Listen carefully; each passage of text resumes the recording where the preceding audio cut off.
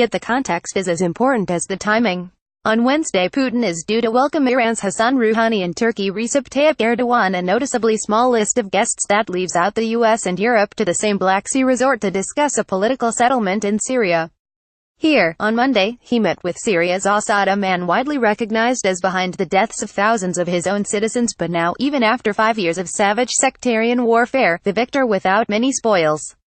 Monday's meeting was presumably to explain to Assad what a Russian-brokered political settlement in Syria would look like, and perhaps for Moscow to hear input from Damascus before the real power brokers in this proxy war meet Wednesday to forge a deal. Still, the dynamics of the hug are clear. Putin looks like 17 years in power have taken their toll, but he is grinning, and not mired in the quagmire of Syria as his detractors warned he would be when he entered the war in 2015.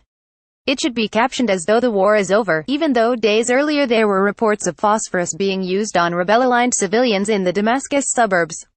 You can't see Assad's face in this photograph, but this is the second time we are aware of that he has left Syria at all since the conflict began in 2011, so you can presume he's pleased about that, at least.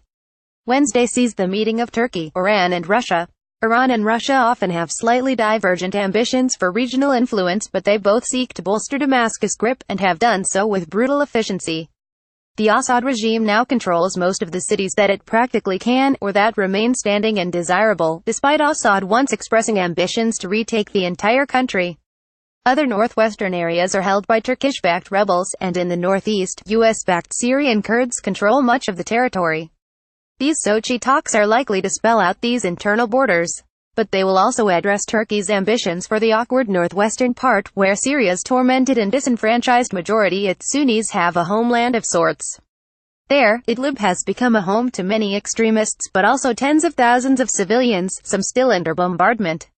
These talks will presumably lay out how far Ankara is willing to go to enforce a cessation of hostilities between regime-held areas and those parts of the north controlled by rebels.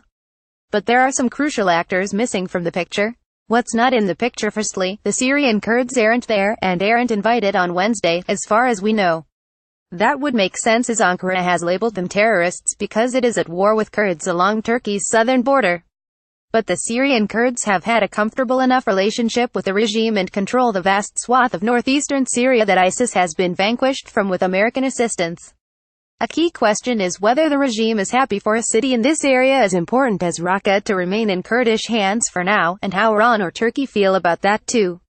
Secondly, there is one country not in the picture, or at the talks, that used to be considered indispensable in such geopolitical arrangements, and that's the United States. Putin and Trump spoke many times recently in Vietnam, and issued a joint statement on Syria, agreeing that their efforts would continue until the final defeat of ISIS is achieved.